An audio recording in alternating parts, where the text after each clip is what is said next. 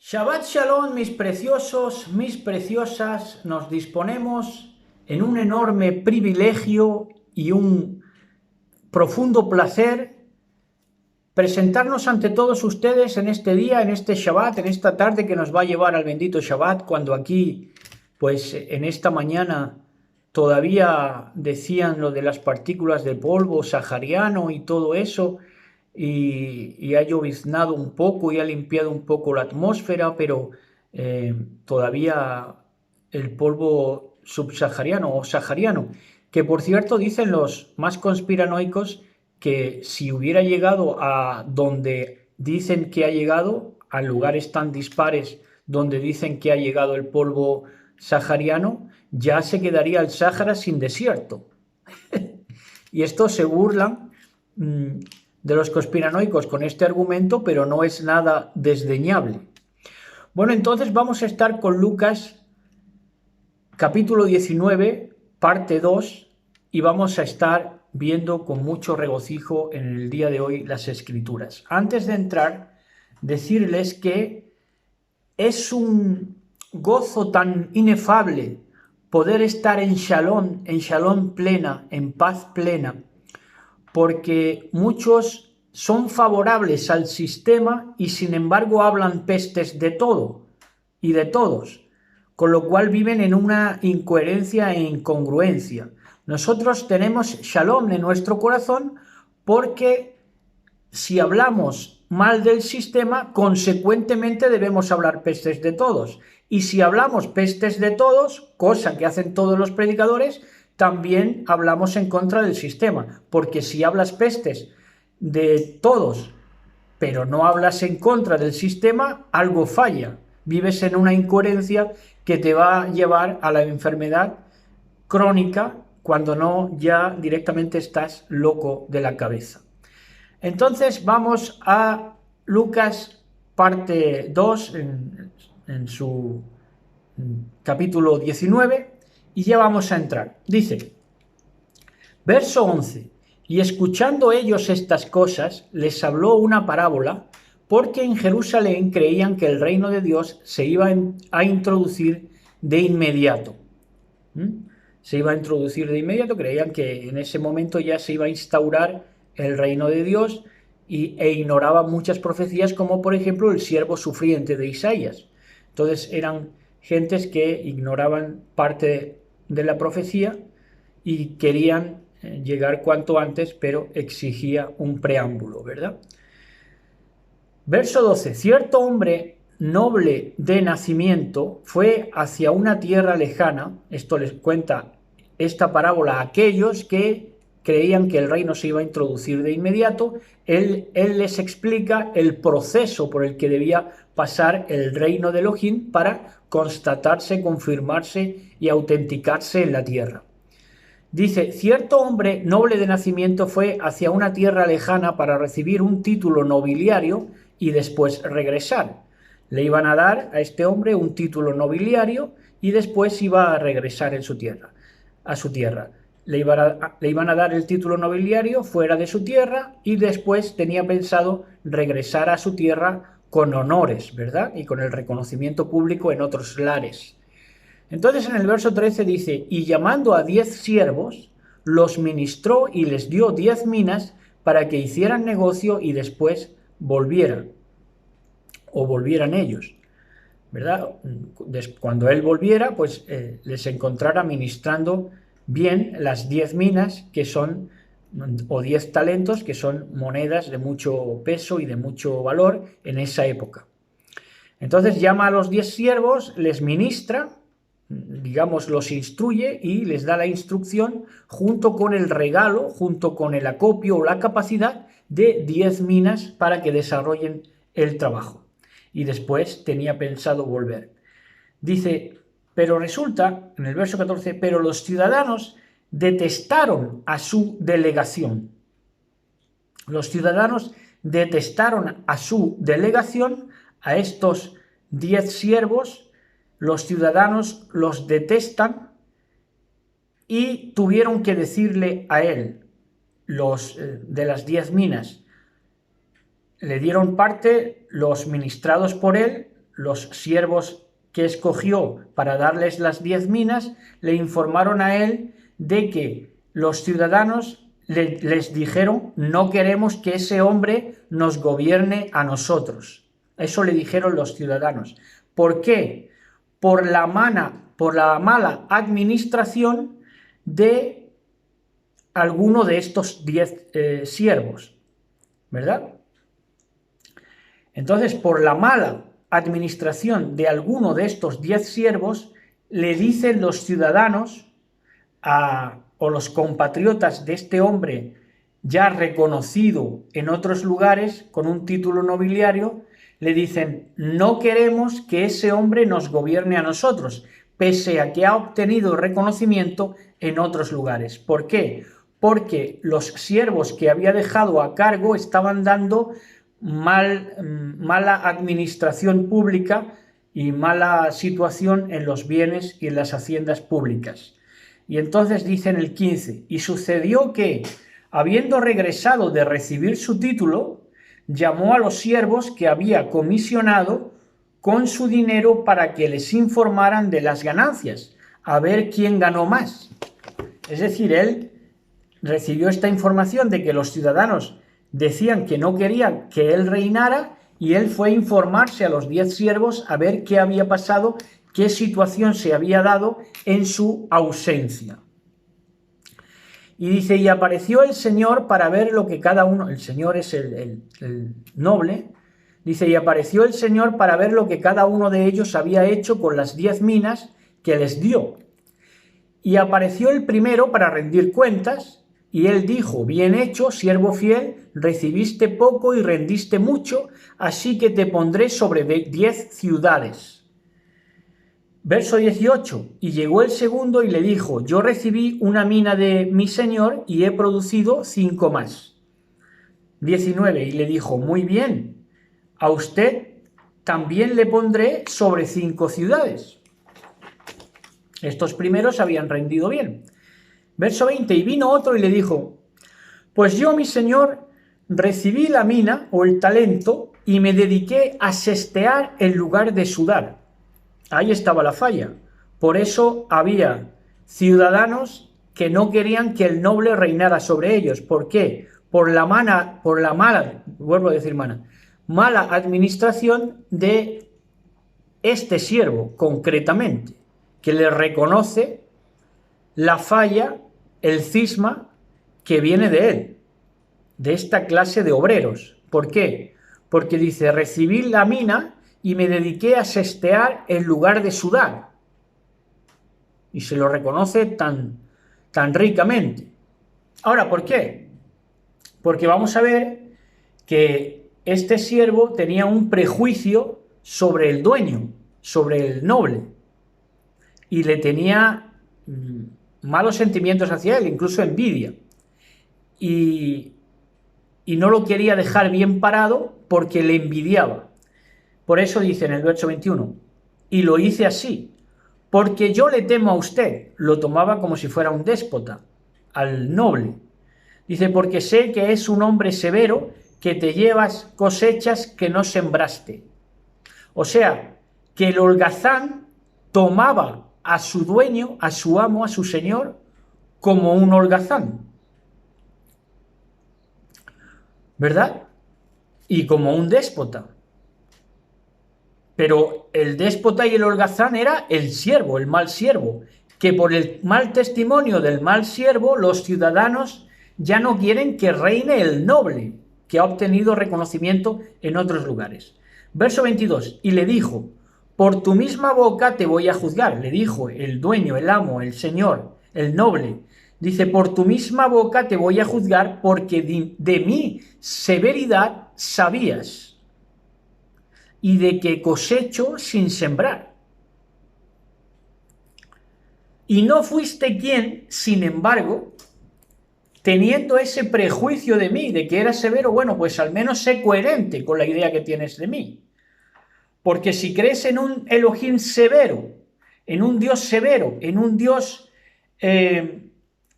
que paga justamente a cada uno, pues de que menos tuviste que comportarte con justicia, si sabes que soy justo, si sabes que soy severo, ¿no? Pero dice, y no fuiste quien, sin embargo, ni para colocar al menos mi dinero en un banco para que al menos cuando yo llegara hubiera producido interés. Aquí vemos también que los bancos ya vienen de antaño, eso no se inventó en el siglo XVI, ni XV, ni XIV. Eso ya tenía recorrido. Verso 24. Y exhibiendo su cisma, el dueño, el amo, el señor, dijo, dame tu mina, que se la daré a los que han producido más. Entonces este que no había producido, que había enterrado su talento, ve cómo hasta el talento que tiene, la mina que tiene, se le quita.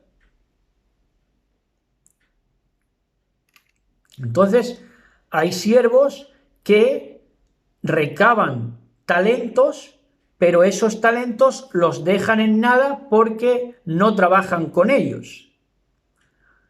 Si reciben un talento no lo multiplican, si reciben el don de la elocuencia o el don de la sabiduría o el don de la administración, de la maestría, no lo trabajan y se quedan ya bajo mínimos y se conforman en esos bajo mínimos de predicar siempre las mismas cantinelas. Bueno, pues al final a esa gente se le quita incluso el don que tiene.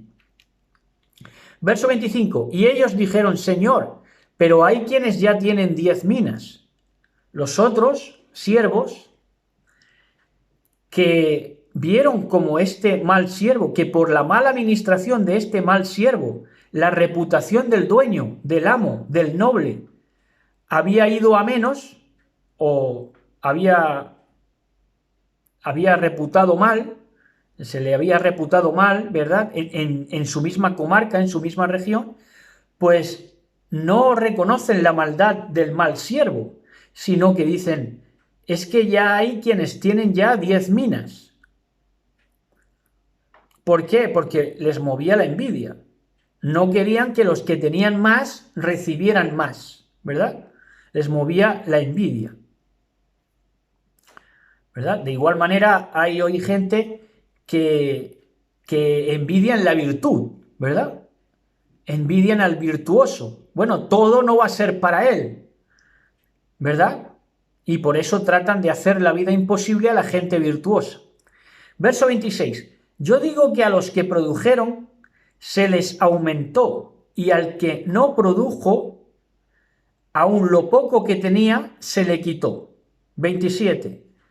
Se hizo mi enemigo, esto lo dice el dueño, el amo, el noble.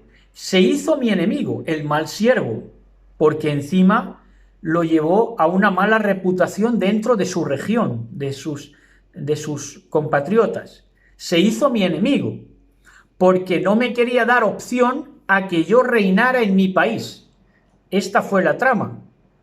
El mal siervo no quería que el noble reinara en el país. Por lo tanto, lo vilipendió con su mala administración. Una mala administración que hizo en su nombre, en el nombre del noble, del dueño, del amo. Entonces, claro, el dueño sabe reconocerlo. Dice, es que no me quería dar opción a que yo reinara en mi país. Y antes de depositar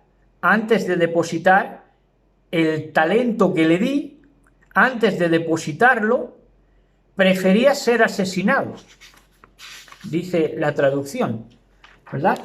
Antes de dar lo que yo le di, prefería ser asesinado. ¿Y cuántos ministerios hay así?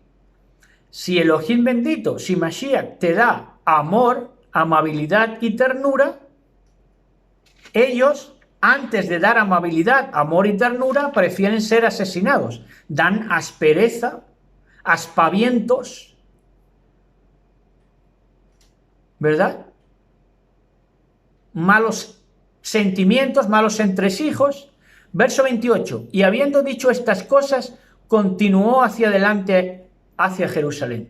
Dice ya el relato para hablar del Mashiach. 29. Y se acercó a Betfagé, a Betania, al monte que se llama Monte de los Olivos, y envió a 2 de sus discípulos, diciéndoles, 30. Desplácense justamente enfrente, y entren a ese pueblo, allí encontrarán un asno atado, desátenlo y tráiganlo. Este pollino o este asno es profético y tiene que ver con el cordero como degollado. A este asno se le desata proféticamente porque se va a montar en los lomos del cordero como degollado, que es el asno redimido precisamente por el cordero, que es Mashiach. Esto está en la Torá, que el cordero tenía que ser redimido, que el asno tenía que ser redimido por el cordero, y si no, tenía que ser desnucado, ¿verdad? Esto lo hace en memoria de Faraón también, y en memoria para que el déspota no tenga que ser desnucado siempre, sino que pueda arrepentirse por el cordero que lo redime, que es Mashiach, atendiendo a las palabras del Mashiach. Entonces, ese es el simbolismo, que por cierto es un símbolo muy poderoso y muy profético en Pesaj, que la gente ignora, pero es parte de Pesaj, recordar a ese asno que era redimido por el cordero. Entonces, en el 31 dice: y si les preguntan por qué lo desatan, díganle, el Señor lo necesita. Entonces tienen a este pollino, a este asno, a este testarudo, que se va a convertir luego en el cordero como degollado, lo tienen como mascota y lo tienen ahí atado. ¿Quién es? Pues un sistema, una religión, un sistema experto de religión, ¿verdad? Y entonces en el 32 dice: y habiendo partido encontraron todo como les había indicado. 33, y desatado el pollino lo llevaron a su maestro, al maestro de ellos y del pollino también, que es un testarudo, que aprende solamente del Mashiach, porque no lo ha montado nadie, ¿verdad? No lo ha domesticado nadie, el primero que lo va a montar y el único va a ser Mashiach.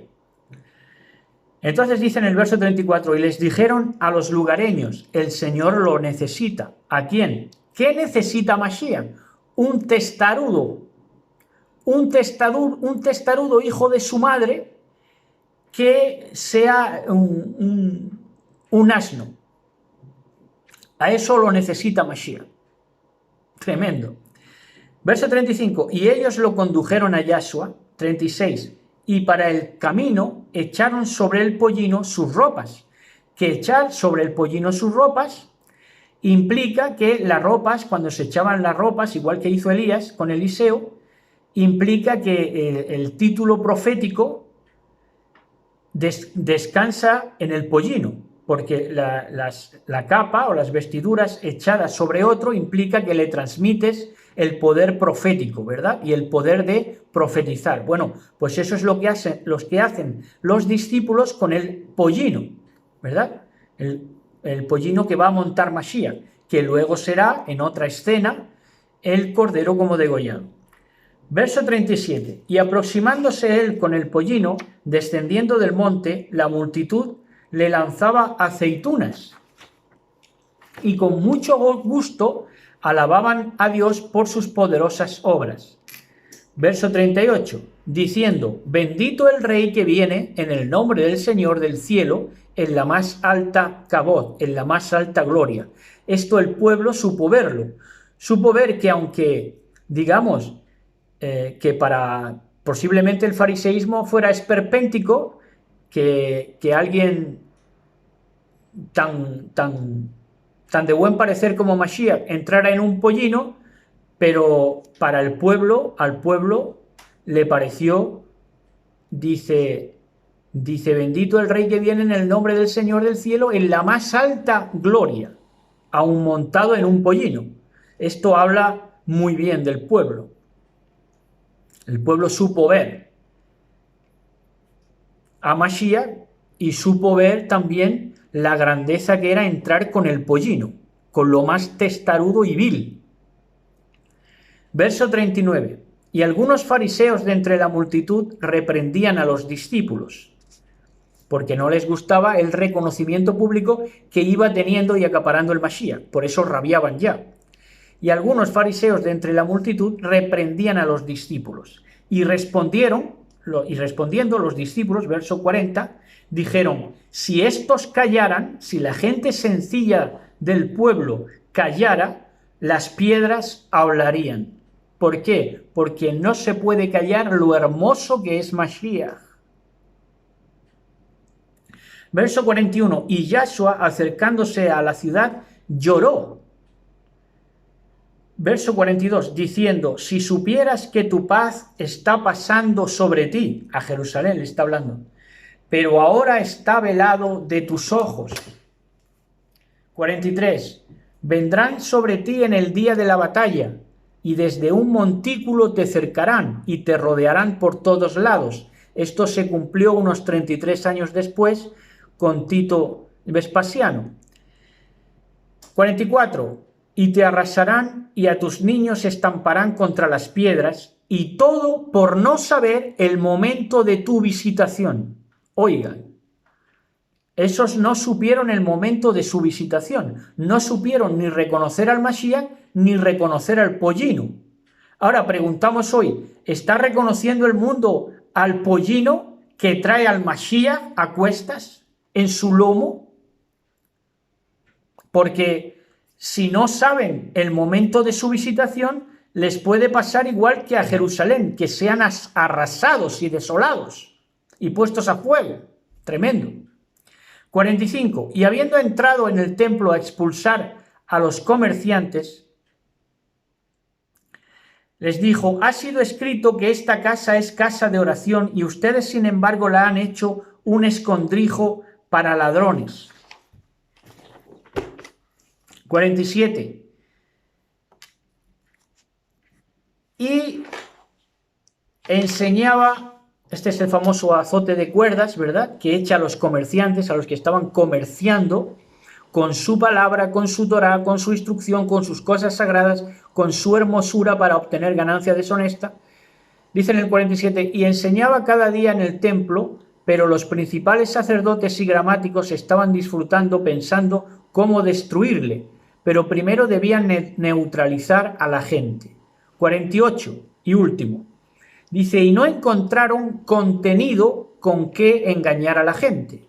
De todo lo que decía Mashiach, de todas sus palabras, la escudriñaban, las volvían de delante y por detrás, pero no encontraban contenido con el que neutralizar a la gente engañándola. ¿Cómo se neutraliza a la gente? Engañándola. Y esto los fariseos lo saben bien, por eso lo trabajan. Dice, y no encontraron contenido con que engañar a la gente, escudriñando absolutamente todo en las palabras que les estaban escuchando. Examinaban con linterna cada palabra y la trastocaban, la programaban lingüísticamente, pero no le encontraban la vuelta, ¿verdad?, para engañar a la gente y neutralizar a la gente con las palabras del Mashiach, porque las palabras del Mashiach eran tan prístinas, sanas, grandes, e irradiaban tanta salud en todos los sentidos que no podían atacarlas ni atajarlas. Y hasta aquí este capítulo 19 del libro de Lucas en su segunda parte. Gócense en este bendito Shabbat. Shabbat Shalom a todos. Gócense, coman, beban, rían, sueñen, abrácense, bésense mucho y disfruten este bendito Shabbat que Elohim bendito nos concede. Shabbat Shalom, besos y abrazos.